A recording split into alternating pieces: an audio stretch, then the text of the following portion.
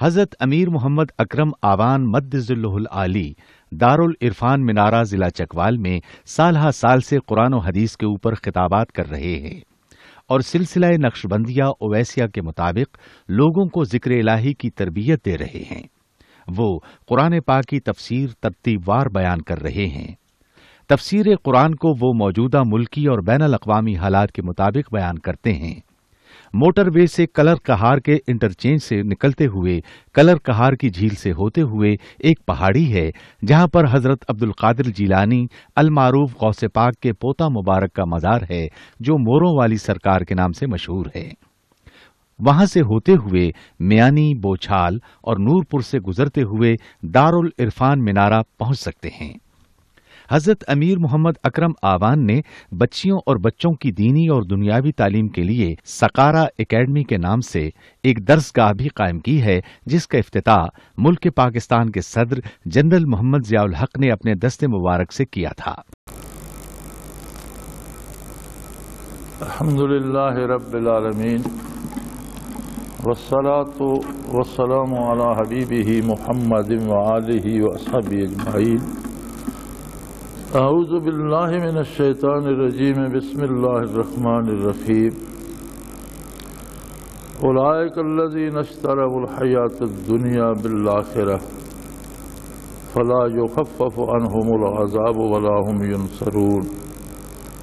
وَلَقَدْ آتَيْنَا مُوسَى الْكِتَابَ وَقَفَّيْنَا مِن بَعْدِهِ بِالرُّسُلِ وَآتَيْنَا عِيسَى ابْنَ مَرْيَمَ الْبَيِّنَاتِ وَأَيَّدْنَاهُ بِرُوحِ الْقُدُسِ أَفَكُلَّمَا جَاءَكُمْ رَسُولٌ بِمَا لَا تَهْوَىٰ أَنفُسُكُمْ مُسْتَكْبَرْتُمْ فَفَرِيقًا كَذَّبْتُمْ وَفَرِيقًا تَقْتُلُونَ وَقَالُوا قُلُوبُنَا غُلْفٌ بل لعنهم الله بكفرهم فقليلا ما يؤمنون ولما جاءهم كتاب من عند الله مصدق لما معهم وكانوا من قبل يستفتحون على الذين كفروا فلما جاءهم ما عرفوا كفروا به فلعنة الله على الكافرين۔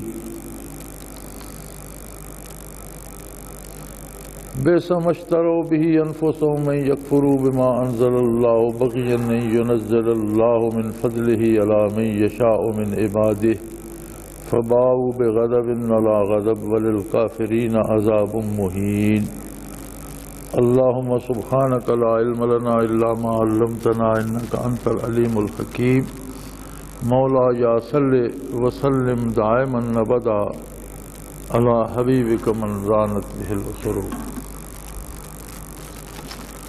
سورہ بقرہ میں وہی قصہ بنی اسرائیل کا چل رہا ہے اور میں بارہا عرض کر چکا ہوں کہ قرآن حکیم کو قصے کہانیوں سے یا تاریخ سے دلچسپی نہیں ہے۔ قرآن حکیم کتاب ہدایت ہے اور قرآن کا سارا موضوع انسانی معاشرے کے ایمان و عمل کی تہذیب و اخلاق کی اصلاح ہے۔ جہاں تاریخی واقعات آ جاتے ہیں تو قرآن نے کوئی تاریخی واقعہ بھی مسلسل بیان نہیں فرمایا۔ موسیٰ علیہ السلام کا واقعہ ہی لے لیں تو آپ کو متعدد جگہوں پر اس کے مختلف حصے ملیں گے۔ اس کی وجہ یہ ہے کہ جو حصہ جس موقع کی مناسبت سے موضوع مثال بنتا ہے وہ بیان کر دیا جاتا ہے۔ انسانی مزاج کا ایک خاصہ یہاں بیان ہو رہا ہے کہ اللہ کریم نے انسان کو جو شعور اور عقل بخشا ہے تو اس مادی دنیا میں رہتے ہوئے بھی ہر آدمی اپنی بھلائی کے لیے، بہتری کے لیے خرید و فروخت، سودا بازی، سمجھوتے، لین دین کرتا رہتا ہے۔ میری گونج آ رہی، لیکن ضروری نہیں کہ ہر سودے میں اسے نفع ہی ہو، اگرچہ وہ کرتا نفع کے لیے ہے۔ لیکن کچھ سمجھوتے یا کچھ سودے یا کچھ لین دین ایسے بھی ہوتے ہیں جو کرتا منافع کے لیے ہے لیکن بعض اوقات اسے نقصان ہو جاتا ہے۔ کوئی بھی شخص کاروبار کرتا ہے تو وہ روپیہ کمانے کے لیے یا رزق حلال کے حصول کے لیے کرتا ہے، بعض اوقات اسی سودے میں اسے خسارہ بھی ہو جاتا ہے، اور یہ ایک فطری امر ہے۔ لیکن کوئی ایسا خسارہ کہ جو ساری اصل کو بھی ضائع کر دے اور بندے کے پلے کچھ بھی نہ رہے، اور اسے ایسا ناکارہ کر دے کہ آئندہ بھی کبھی کوئی کسی دوست سے مدد لے کر، کسی سے قرض لے کر، کوئی ہیلا کر کے، کوئی جائیداد بیچ کر وہ پھر سے سلامت ہو سکے، اتنا اسے ناکارہ کر دے کہ اس کے کا بھی کوئی امکان نہ رہے، ایسا سودا کون ہے جو کرے گا؟ کوئی باشعور آدمی کوئی ایسا سودا نہیں کرنا چاہتا کہ جو اسے منافع سے محروم نہ کرے بلکہ اس کی ساری اصل بھی ضائع ہو جائے اور اسے اتنا مقروض اور اتنا پیچھے چھوڑ دے کہ پھر وہ جائیداد بھی بیچے، دوستوں سے قرض بھی لینا چاہے تو کوئی سبیل اس کی بحالی کی نہ بن سکے، اتنا گھاٹا کون اٹھائے گا؟ فرمایا جو لوگ دنیا کے لیے آخرت کو چھوڑ دیتے ہیں وہ ایسے ہی سودا کرتے ہیں۔ سب سے برا سودا یہ ہے کہ کوئی دنیا کے لیے، حصول دولت کے لیے یا خواہشات نفس کے لیے یا اپنی شہرت کے لیے آخرت کو چھوڑ دے اور ایسے کام کر گزرے جن سے ایمان تباہ ہو جاتا ہو، وہ کفر اختیار کر لے، ایمان چھوڑ دے، اعمال چھوڑ دے، برائی اختیار کر لے، نیکی چھوڑ دے، صرف اس لیے کہ میری دنیا میں شہرت ہوگی یا میں دنیا میں دولت کما لوں گا۔ فرمایا یہ سب سے بڑے گھاٹے کا سودا ہے۔ اس لیے کہ جو لوگ آخرت کے بدلے دنیا خریدتے ہیں وہ جہنم میں تو جائیں گے، لیکن ان کا جانا ایسا ہوگا کہ کبھی ان پر جہنم کے عذاب میں کوئی رائی برابر کمی نہیں ہوگی۔ ابی لہب ایک ایسا کافر ہے جس کو قرآن حکیم نے واضح طور پر نام لے کر دوزخی قرار دیا اور اس کی تباہی کا اشارہ دیا۔ تبت یدا ابی لہب، عرب کا ایک محاورہ تھا کہ جسے کہتے کہ بالکل تباہ ہو جائے، کہتے تبت یدا ہو، اس کے ہاتھ ٹوٹ جائے۔ مراد یہ ہوتی تھی کہ اس کا کچھ نہ بچے، بالکل تباہ و برباد ہو جائے۔ قرآن نے فرمایا تبت یدا ابی لہب وتب، بالکل نامراد اور نیست و نابود ہو جائے۔ اور ایک عجیب واقعہ جو اس کے بارے اصحاب سیرت بیان فرماتے ہیں وہ یہ ہے کہ مکہ مکرمہ میں ایک شخص ہتھیار بنانے اور ہتھیاروں کو مرمت کرنے اور اوزاروں کی دھار لگانے، اس وقت تو تیر تلوار اور نیزہ کلہاڑا یہ ہتھیار ہوتے تھے، کوئی لوہار تھا، وہ در پردہ تو ایمان لا چکا تھا لیکن اپنی کمزوری اور غربت اور افلاس کی وجہ سے اظہار نہیں کر پا رہا تھا، اور ابی لہب اس کے پاس بیٹھا تھا، وہ اپنا کام کر رہا تھا۔ ادھر بدر میں شکست ہو گئی اور کافر 70 چیدہ کافر قید ہو گئے، اتنے ہی قتل ہو گئے، تباہ و برباد ہو گئے۔ مکے کے سارے سربراہ وردہ اور جانباز اور لڑنے والے لوگ کھیت رہے۔ تو جو مکہ مکرمہ میں اطلاع دینے کے لیے آیا، اس نے سانڈنی کی ناکیں چیر دی تھیں اور پالان الٹی رکھی ہوئی تھی اور اپنا گریبان پھاڑا ہوا تھا اور پیچھے کی طرف منہ کر کے بیٹھا ہوا تھا اونٹ پر۔ یہ وہ علامتیں ہوتی تھیں جو تباہی و بربادی کی طرف اشارہ کر، اور چلا رہا تھا کہ اہل مکہ تم برباد ہو گئے، تمہارے لوگ قتل ہو گئے، تمہارے لوگ قید ہو گئے اور بدر میں تمہیں شکست ہو گئی، فلاں مر گیا۔ تو سارے مکے میں شور اٹھا واہ ویلا مچ گیا، ہر گھر سے رونے چلانے اور آواز آنے لگی۔ تو جب اس نے سنا وہ ٹھک ٹھک کر رہا تھا جو لوہار، تو اس کے منہ سے نکل گیا الحمدللہ، اللہ کا شکر ہے مکے والوں کو سبق ملا۔ اب یہ ابی لہب پاس بیٹھا ہوا تھا، اس کے ہاتھ میں چھڑی تھی یا کمان تھی یا کوئی چیز اس کے ہاتھ میں تھی، اس نے اس کے گھٹنے پر زور سے ماری اور ناراض ہوا کہ تو بھی اس طرح کہہ رہا ہے۔ اب اللہ کی شان دیکھیے کہ اس کے گھٹنے پہ ضرب لگائی، اپنے گھٹنے پہ پھوڑا بن گیا، اور اتنا پھوڑا بنا کہ اس کی تکلیف سے چیخ اٹھا، چل نہیں سکتا تھا، گرتا پڑتا، دیواریں پکڑتا، گھر پہنچا۔ اب اس پھوڑے میں پانی بھرنا شروع ہو گیا، پھر وہ پھٹ گیا، پھر جہاں اس کا پانی لگتا وہاں پھوڑا بن جاتا، پھر وہ پھٹتا، جہاں اس کا پانی لگتا وہاں پھوڑے بننا شروع ہو جاتے۔ تو چند دنوں میں پاؤں سے لے کر سر تک سارا وجود پھوڑے پھوڑے ہو گیا۔ ان میں نہ صرف پیپ پڑ گئی بلکہ بدبو اتنی پھیلی اور کیڑے پڑ گئے اور بدبو اتنی پھیلی کہ کوئی شخص اسے پانی دینے کے لیے قریب نہیں جاتا۔ وہ جس اپنے گھر میں جہاں وہ گرتا پڑتا پہنچا تھا وہیں پڑا تھا۔ تڑپ تڑپ کر جب مر گیا تو سارے مشرکین مکہ جو اسے سردار مانتے تھے، اسے ابی لہب اس لیے کہ لہب آگ کے شعلے کو کہتے، ابی لہب اس لیے کہتے تھے کہ اس کا رنگ ایسا سرخ و سفید تھا جیسے آگ کا شعلہ ہو،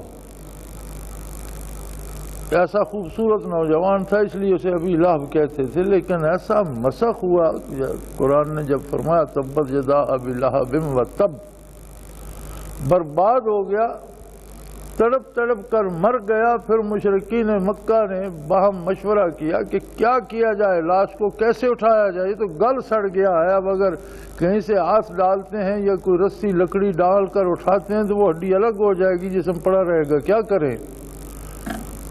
آخر فیصلہ یہ ہوا کہ مکان کی دیواریں گرا کر اس پر چھت گرا دو اور یہی اس کی قبر ہے۔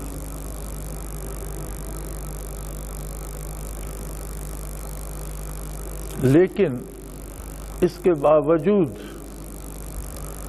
اس کے مرنے کے بعد مجھے صحیح یاد نہیں ہے، غالباً حضرت عباس رضی اللہ عنہ کے بارے فرماتے ہیں کہ میں نے اسے خواب میں دیکھا۔ میں نے پوچھا ابو لہب اب سناؤ، کہنے لگا کوئی حال، بہت برا حال ہے، لیکن ایک بات ہے، جب نبی کریم صلی اللہ علیہ وسلم کی ولادت ہوئی تو میری ایک کنیز بھاگتی ہوئی میرے پاس آئی اور اس نے مجھے مبارک دی کہ تمہارے فوت شدہ بھائی کے ہاں چاند سا بیٹا پیدا ہوا، اور مجھے خوشی ہوئی، میرا بھتیجا ہوا ہے۔ میں نہیں جانتا تھا بھتیجا نبی ہوگا، اس نے جب نبوت کا اعلان کیا میں مخالف ہو گیا، لیکن بھتیجا ہونے کی جو خوشی مجھے ہوئی تو میں نے اسے اس طرح ہاتھ کے اشارے سے کہا کہ جاؤ تم آزاد ہو۔ جب وہ دن آتا ہے تو کوئی اس طرح ہاتھ کے اشارے سے چند چھینٹے پانی کے مجھ پہ ڈال دیتا، اور ایک حد تک مجھے ایک بار ایک آدھ سانس آ جاتی ہے، تھوڑا سا سکون آ جاتا ہے، تھوڑی سی اس میں کمی آ جاتی ہے، پھر وہی حال ہے۔ ابی لہب کو اللہ کریم نے نام لے کر جہنمی فرمایا، دنیا میں جو اس کا انجام ہوا وہ عبرتناک ہے۔ اس کے باوجود ایک ایسی نیکی جو اس کے علم میں نہیں تھی کہ میں نیکی کر رہا ہوں، بطفیل محمد الرسول اللہ، اللہ کریم نے وہ بھی ضائع نہیں کی، ہمیشہ جہنم میں رہے گا، لیکن سال میں ایک بار صحیح چند قطرے تو اس پہ ٹپک جاتے ہیں۔ لیکن یہ لوگ جو آخرت بیچ کر دنیا خریدیں گے، ان پر اس طرح کی کوئی رعایت نہیں ہوگی۔ لا یخفف عنہم العذاب، ایسے لوگوں پر سے کوئی عذاب میں کمی نہیں کی جائے گی، تو معمولی سے ہی کمی تو ہوئی وہ عذاب میں اس کی، انہیں وہ اس کا حقدار بھی نہیں چھوڑا جائے گا۔ ولا هم ینصرون، نہ کوئی ان کی مدد کرے گا نہ کر سکے گا۔ یعنی اتنا یہ گھاٹے کا سودا ہے کہ جس سے واپسی کا کوئی امکان ہی نہیں کہ دنیا کی وہ حاصل کرنے کے لیے بندہ آخرت کو چھوڑ دے۔ وَلَقَدْ آتَيْنَا مُوسَى الْكِتَابَ، ہم نے موسیٰ علیہ السلام کو کتاب عطا فرمائی، کتاب ہدایت، جس نے حق کو حق اور باطل کو باطل، دودھ کا دودھ اور پانی کا پانی الگ کر دیا۔ اور کتنا بڑا احسان ہے رب کریم کا کہ اس نے اپنی طرف سے ایک ایسی کتاب ارشاد فرما دی، عطا فرما دی، جس نے کھرے کھوٹے کو الگ کر دیا۔ اب بندے کی کیا حیثیت ہے کہ اس کتاب کو نہ مانے، اس پر عمل نہ کرے۔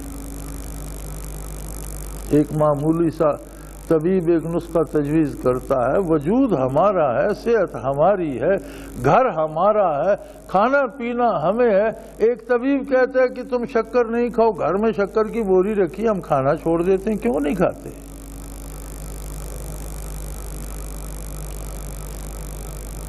ایک طبیب کہتا ہے کہ تم ایک ہفتہ چنے کی روٹی کھاؤ، گندم چھوڑ دو، ہم کیوں چھوڑ دیتے؟ ایک طبیب کہتا ہے تمہیں چاول نہیں کھانے، بھی کیوں نہیں کھانے؟ کیا چاول حرام ہو گئے؟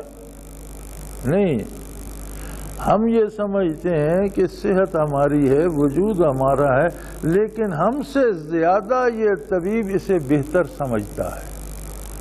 لہذا جس چیز کے کھانے سے یہ منع کر رہا ہے، اس کے کھانے سے ہمیں مزید نقصان ہوگا، بیماری بڑھے گی، مر جائیں گے۔ ہم طبیب کی بات مانتے ہیں۔ اور خالق کائنات نسخہ تجویز فرما دے، کچھ کام کرنے سے روک دے، کچھ کام کرنے کی اجازت دے، کچھ چیزیں کھانے سے منع فرما دے، کچھ کھانے کی اجازت، ہم اس پر عمل نہ کریں تو کیا ہم نے اللہ کریم کو اس طبیب جیسا بھی سمجھا؟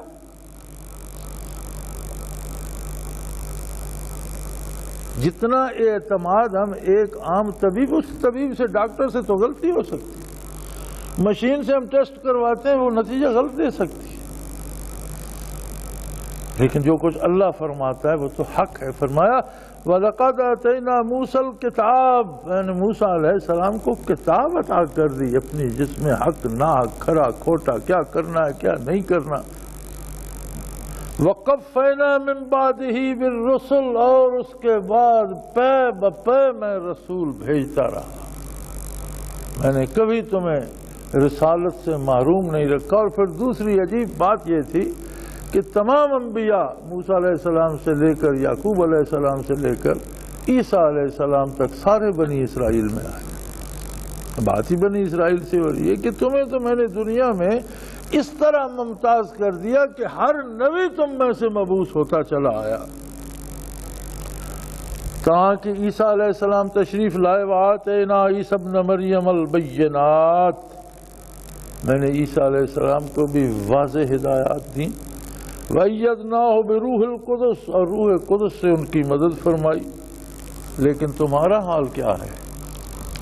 تم وہ لوگ ہو، أَفَكُلَّمَا جَاءَكُمْ رَسُولٌ بِمَا لَا تَهْوَىٰ أَنفُسُكُمُ اسْتَكْبَرْتُمْ فَفَرِيقًا كَذَّبْتُمْ وَفَرِيقًا تَقْتُلُونَ، تم میں سے بدبخت ہو کہ تمہاری پسند کے مطابق جو بات نبی نے کہی وہ تو تم نے منظور کر لی، لیکن تمہاری پسند کے خلاف اگر بات ہوئی تو تم نے انکار کر دیا۔ ایک معمولی سی مثال ہے، کہتے ہیں جی کھانے کے بعد جی پلیٹ صاف کرنا سنت ہے، یہ تو سب کو سنت آتی ہے، لیکن خود بھوکا رہ کر بھی مہمان کو کھلایا جائے یہ سنت کیوں نہیں آتی؟ یعنی جب کچھ دینے کی باری آتی ہے تو سنتیں بھول جاتی ہیں، جب کچھ لینے کی باری آتی ہے تو سنت اور فرض یاد آ جاتے ہیں۔ بنی اسرائیل کو اللہ کریم فرما رہے ہیں کہ جب تمہاری پسند کی بات ہوتی، تمہاری خواہشات کے مطابق بات ہوتی تو وہ تو تم قبول کر لیتے، اور جب تمہیں کچھ ایثار کرنا پڑتا، کچھ پلے سے دینا پڑتا، کچھ چیز چھوڑنی پڑتی، وہاں تم نبی کا انکار کر دیتے، حتیٰ کہ تم اس حد تک گئے کہ بعض نبیوں کا تو تم نے صرف انکار کیا، لیکن بعض کو ظلماً شہید کرنے سے بھی باز نہ آئے اور تم قتل انبیاء کے مرتکب ہوئے۔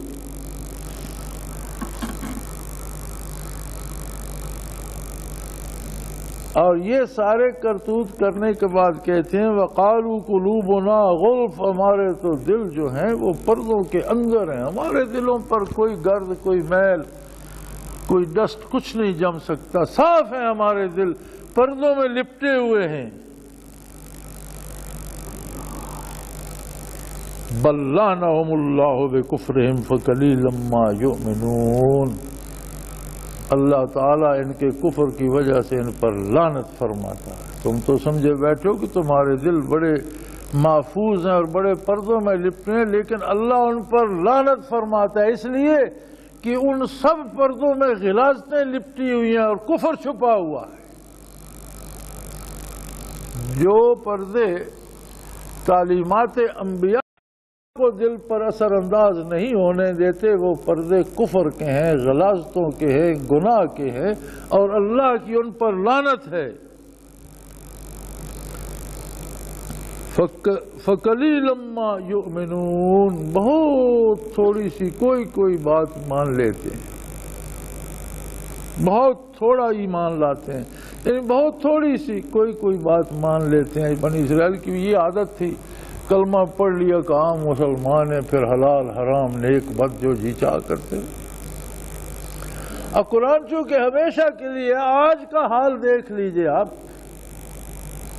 اپنے ماحول کو، اپنے ارد گرد کو دیکھ لیجئے، اپنے آپ کو دیکھ لیجئے۔ ہم مسلمان ہیں الحمدللہ، ہم کلمہ پڑھ لیتے ہیں الحمدللہ، اذانیں ہوتی ہیں، نمازیں ہوتی ہیں، کوئی نماز پڑھتا ہے، کوئی نماز نہیں پڑھتا، کوئی اذان کہتا ہے، کسی کو آتی نہیں ہے، لیکن کلمہ پڑھ کے اسلام کے داعی سب ہیں، سود بھی کھا لیتے ہیں، چوری بھی کر لیتے ہیں، ڈاکہ بھی کر لیتے ہیں، قتل بھی روزمرہ کرتے ہیں، سوائے ڈاکوں اور قتل کے۔ کل کی ایک خبر میں آج دیکھ رہا تھا کہ 5 ڈاکے تو اسلام آباد میں ہوئے ہیں، یعنی جہاں وہ مرکز ہے جس کو سارے ملک کی حفاظت کرنی ہے، وہ خود لٹ رہا ہے۔ کچھ ڈاکو غیب سے آ گئے ہیں، ڈاکو بھی ہم ہی میں سے ہیں، جو لوگ اس ملک میں رہتے ہیں وہی ڈاکو بھی ہیں، اور کلمہ گوئی کے دعوے دار بھی ہیں، لوگوں کی عزتیں لوٹ رہے ہیں، مال لوٹ رہے ہیں، جانیں تباہ کر رہے ہیں۔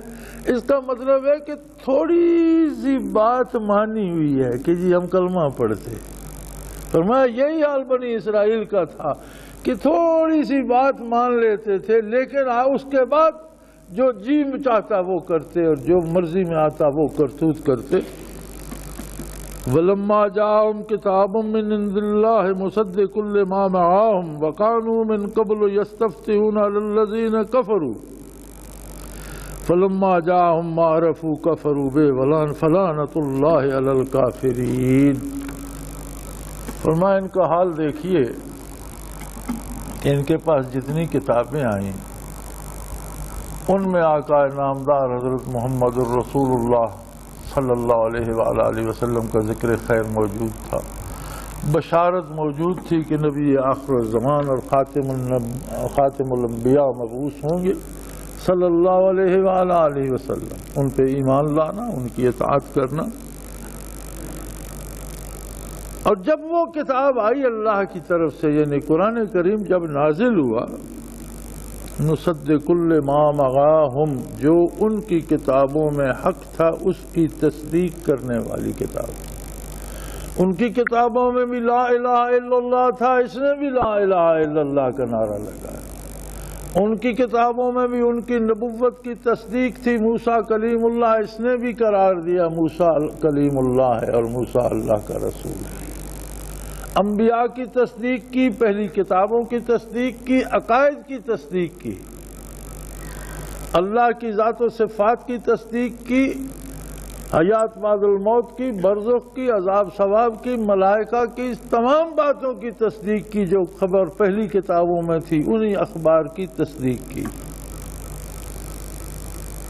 اور پھر ایک اور بات ہے کہ بنی اسرائیل کا جب مقابلہ یہود و نصارہ کا دوسری قوموں کے ساتھ آ جاتا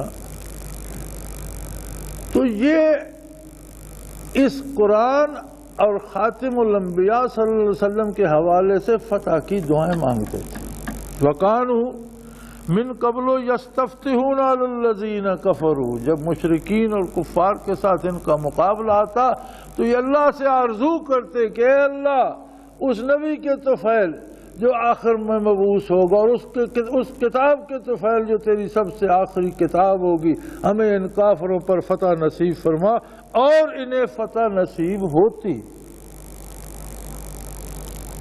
کتاب کے آنے تک، نبی کریم صلی اللہ علیہ وسلم کے مبعوث ہونے تک تو ان کا ایمان یہ تھا کہ کتاب برحق بھی آئے گی، رسول برحق مبعوث ہوگا، حتیٰ کہ جب مصیبت میں ہوتے تو ان کے حوالے سے دعا مانگتے۔ میدان کارزار میں، جنگ میں، جہاں خون کی ندیاں بہہ رہی ہوتی، تلواریں برس رہی ہوتی، تیر برس رہے ہوتے، تو یہ ہاتھ اٹھا کر کھڑے ہو جاتے کہ اے اللہ اس آنے والی سچی کتاب اور آنے والے سچے رسول کے طفیل ہمیں فتح نصیب فرما، اور انہیں فتح ہوتی۔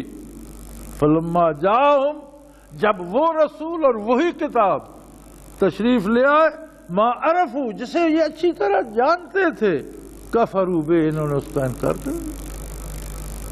فلعنۃ اللہ علی الکافرین، فرمایا لعنت ہے اللہ کی کافروں پر۔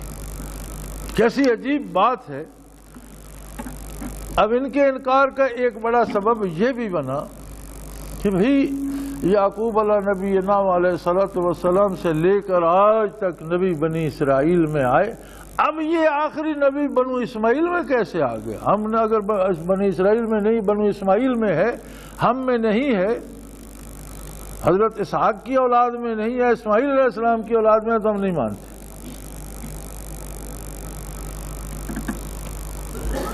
انہوں نے سمجھا کہ یہ وراثت ہے ہماری بھی، یہ تو اس کی عطا ہے، اگر وہ 100 برس تمہیں نوازتا رہا تو اس کی مرضی۔ آج اس نے محمد الرسول اللہ صلی اللہ علیہ وسلم کو مبعوث فرمایا بنو اسماعیل سے، تو اس کی مرضی، یہ تو اس کی عطا ہے، تم کون ہوتے ہو یہ بانٹنے والے؟ لیکن یہ اس سے باقی ہو گئے۔ یار ہمارے پاس بھی ہے، اور اب تو پہلے تو یہ صرف ولایت میں ہمارا حال تھا، اب سیاست میں بھی ہے۔ ولایت میں بھی یہ ہوتا ہے کہ جہاں کوئی ولی اللہ ہے، نیک آدمی ہے، اللہ کا بزرگ ہے اور لوگوں کی ہدایت کا سبب بن رہا ہے، جب اس کا وصال ہوتا ہے تو اس کا بیٹا گدی نشین ہو جاتا ہے۔ اگر تو بیٹا نیک ہے اور اس نے باپ سے تربیت حاصل کی اور لوگوں کی تربیت کرتا ہے اور لوگوں کو ہدایت نصیب ہوتی ہے تو درست۔ باپ کے بعد بیٹے کا آنا منع نہیں ہے۔ حضرت علی رضی اللہ عنہ کے بعد حضرت حسن خلیفہ ہوئے تو کوئی منع ہے؟ لیکن شرط یہ ہے کہ وہ استعداد بیٹے میں ہو، صرف یہ کہ وہ بیٹا ہو۔ ایسے تو نوح علیہ السلام کا بیٹا بھی تھا جو کافروں کے ساتھ غرق ہو گیا، سگا بیٹا تھا وہ۔ ہمارے ہاں یہ نہیں دیکھا جاتا کہ جو کمال باپ میں تھے وہ بیٹے میں ہیں کہ نہیں۔ باپ ساری رات جا نماز پہ گزارتا تھا، بیٹا ساری رات کتے بھگاتا ہے اور شکار کرتا ہے۔ باپ دوسروں کو نمازی بناتا تھا، بیٹا خود تارک صلاۃ ہے اور دوسروں کی نمازیں بھی چھڑا رہا ہے۔ باپ اللہ کی اطاعت کرتا تھا، بیٹا نشئی ہے اور شراب اور بھنگ پی رہا ہے، اور مخلوق ہے کہ وہ گدی نشین مانے۔ تو یہ وراثت نہیں ہے، یہ اس کی عطا ہے، جسے چاہے عطا کر دے۔ اسی طرح اب ہمارے ہاں تو سیاست میں بھی آ گیا کہ جو سیاستدان مرتا ہے اس کا بیٹا بیٹی جو بھی ہو یا بیوی بیوہ رہ جائے وہ سیاستدان بن جاتی ہے، خواہ اس سے پہلے اسے الف بے نہ آتا۔ باپ مر گیا، بیٹا جانشین ہو گیا، بس وہ سیاستدان کا بیٹا سیاستدان ہو گیا، مولوی کا مولوی ہو گیا اور ولی کا ولی ہو گیا۔ وہ کسی ایک حقائق بیان کرتے کہ کسی مولوی صاحب کا بیٹا تھا اور وہ گرد رہا ساری عمر، اس نے پڑھا تو نہیں، اور مولانا مفتی تھے بڑے اچھے۔ اب جب ان کا وقت قریب آیا تو اس نے کہا بھئی میں کیا کروں گا جی، میں نے پڑھا تو ہے نہیں، تو لوگ آئیں گے فتویٰ لینے، میں کیا کہوں گا؟ انہوں نے فرمایا اب تیری دوا یہ ہے کہ ہر مسئلے میں کچھ نہ کچھ اختلافات ہوتے ہیں، جو مسئلہ پوچھنے آئے تم کہہ دیا کرو کہ جیسا تم کہتے ہو یہ بھی ہے، کچھ لوگ اس سے اختلاف بھی کرتے ہیں، دونوں پہلو بتا دیا کرو۔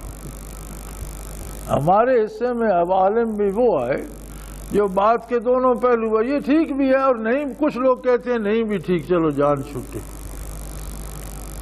تو ہم نے موروثیت اپنا لی ہے بنی اسرائیل کی طرح۔ فرمایا بئس ما اشتروا به انفسهم من يكفروا بما انزل الله بغيا ان ينزل الله من فضله على من يشاء من عباده۔ انہوں نے بغاوت کر کے بہت بڑا جرم کیا ہے اور کفر خریدا ہے اللہ اللہ کے رسول سے بغاوت کر کے، اس لیے کہ ينزل الله من فضله على من يشاء من عباده، جو کرم اللہ چاہے اپنے جس بندے پہ چاہے کر دے، یہ کسی کی وراثت نہیں۔ اگر اس نے محمد الرسول اللہ کو نبی یا خاتم الانبیاء مبعوث کر دیا تو یہ اس کی پسند ہے، تم کون ہوتے ہو اعتراض کرنے والے؟ اگر یہ عزت و عظمت اور دو عالم کی سرداری اگر اس نے محمد الرسول اللہ کو دے دی تو تمہیں اس میں خفا ہونے کی کیا ضرورت ہے؟ پھر تم نے اس بات سے بغاوت کی، فَبَاءُوا بِغَضَبٍ عَلَىٰ غضب، اور تم نے ایک غضب نہیں اللہ کے غضب پر کئی غضبوں کو دعوت دی۔ جانتے تھے انکار کیا، ایک غضب، مانتے تھے انکار کیا، دوسرا غضب۔ اس کے طفیل دعائیں مانگ کر فتح حاصل کرتے تھے، جب سامنے آیا انکار کر دیا، پھر اللہ کا غضب۔ پھر سب سے بڑا غضب یہ کہ تم ان تمام برکات سے محروم ہو گئے جو اللہ کی اس کتاب میں ہیں، جو اللہ کے اس رسول صلی اللہ علیہ وسلم کے دامن میں ہیں۔ تم نے تو کئی طرح کے غضب الہی کو دعوت دی۔ وَلِلْكَافِرِينَ عذاب مہین، اور یاد رکھو کفر کرنے والوں کے لیے ذلت کا عذاب ہے۔ عذاب تو گناہگار مسلمان کو بھی ہو سکتا ہے، اللہ معاف فرما دے تو اس کا کرم ہے، سب کو معاف کرے، لیکن ہو سکتا ہے کہ ایک شخص ایمان پر اس کا خاتمہ ہو، لیکن کچھ خطائیں ایسی ہوں جن کے لیے اسے عذاب بھی ہو جائے۔ نبی کریم صلی اللہ علیہ وسلم نے فرمایا کہ جو گوشت حرام کی خوراک سے پیدا ہوتا ہے، نبت من السحت کے الفاظ آتے ہیں کہ جو حرام کے رزق سے جو گوشت بنا ہو، النار اولی بہ، اس کا علاج دوزخ ہے۔ ایک آدمی نے نیکی بھی کی، ایمان بھی اس کا ٹھیک تھا، لیکن کہیں رزق میں ایسا فطور تھا کہ کوئی ذریعہ حرام کا بھی تھا، تو جسم کا کچھ گوشت جو ہے اس میں حرام کا اثر ہے، تو فرمایا وہ جنت میں نہیں جائے گا، حرام کا گوشت جنت میں نہیں جائے گا، اسے جہنم میں جلنا ہوگا، وہ دوزخ میں جل جائے گا، اللہ اس کی جگہ اسے نیا گوشت دیں گے اور سلامت کر کے نجات کر کے جنت میں بھیج دیں گے۔ اگر اس کا ایمان سلامت ہے تو جنت میں جائے گا، لیکن مومن کے وجود پر بھی اگر کچھ گوشت حرام کا چڑھ گیا، حرام روزی سے بن گیا، تو وہ جہنم میں جائے گا، جہنم میں جل جائے گا، خاک ہو جائے گا، اللہ نیا گوشت دے گا، حرام کا بنا ہوا گوشت جنت میں نہیں جائے گا۔ تو اگر کسی مسلمان کو اس لیے بھی عذاب ہو کہ ضروری ہے کہ اسے پاک کیا جائے، تو اسے رسوا نہیں کیا جائے گا۔ معاملہ بندے اور اللہ کے درمیان ہوگا، ساری مخلوق وہاں ہوگی، اسے مخلوق میں رسوا نہیں کیا جائے گا۔ کافروں کو جو عذاب ہوگا یہ صرف عذاب نہیں ہوگا، اس کے ساتھ انہیں ذلیل و رسوا بھی کیا جائے گا، لوگ ان کا تماشا بھی دیکھیں گے۔ اللہ کی کتاب کا انکار اور اللہ کے رسول صلی اللہ علیہ وسلم کی برکات سے محرومی یہ معمولی بات نہیں ہے، یہ ایسا کفر ہے کہ جس پر یہ نہیں کہ صرف عذاب بھی ہوگا اور رسوائی اور ذلت بھی ہوگی۔ وَلِلْكَافِرِينَ عذاب مہین، اور کافروں کے لیے تو ذلیل کرنے والا عذاب ہے۔ اللہ کریم ہمیشہ دامان رحمت عالی سے وابستہ رکھے۔ یاد رکھو اللہ کی کتاب ہے، جس کو حلال کہتی ہے وہی حلال ہے، اور جسے حرام کہتی ہے وہ ہماری روحانی موت کا سبب ہے۔ روحانی صحت کے بگاڑ کا سبب ہے، یہ وہ نسخہ ہے جس میں کوئی شک و شبہ نہیں۔ اپنی طرف سے پوری دیانتداری سے کوشش کی جائے کہ بندہ حلال کھائے، وقت پر نماز ادا کرے، اخلاق و آداب کو شریعت کے مطابق رکھے اور محمد الرسول اللہ کی غلامی کا حق ادا کرتا رہے۔ پھر کمی بیشی ہو جائے تو وہ غفور الرحیم ہے، لیکن حصول دنیا کے لیے اگر بغاوت کر دے تو یہ بہت بڑی تباہی ہے۔ اللہ پاک اس تباہی سے تمام مسلمانوں کو محفوظ رکھے، سب کو ہدایت پہ قائم رکھے اور نیکی کی توفیق عطا فرمائے۔ وآخر دعوانا ان الحمدللہ رب العالمین۔ وہ تمام احباب جو اسلام کی طلب رکھتے ہیں ان سے گزارش ہے کہ دارالعرفان منارہ ضلع چکوال میں امیر محمد اکرم آوان صاحب کے خطابات سے مستفید ہوں۔ وہ ہر جمعے کو نماز سے پہلے بیان فرماتے ہیں۔ ہر ماہ کی پہلی اتوار کو ماہانہ اجتماع ہوتا ہے جس میں آپ خصوصی خطاب فرماتے ہیں اور پاکستان کے چاروں صوبوں سے احباب اس اجتماع میں شرکت کرتے ہیں۔ اس کے علاوہ یہاں سال میں 2 مرکزی اجتماعات بھی ہوتے ہیں، ایک رمضان المبارک میں اعتکاف کا اجتماع اور دوسرا جولائی اور اگست میں 40 دن کا اجتماع ہوتا ہے جس میں روحانی تربیت کی جاتی ہے۔ لا الہ کی تیغ کاٹے گی اندھیرے کا گجر، گنبد خضرا سے روشن ہوگی پھر اپنی سحر، اپنا خون سیماب دے کر اتنا ہم کر جائیں گے، نام آقا کا چمن میں پھر رقم کر جائیں گے۔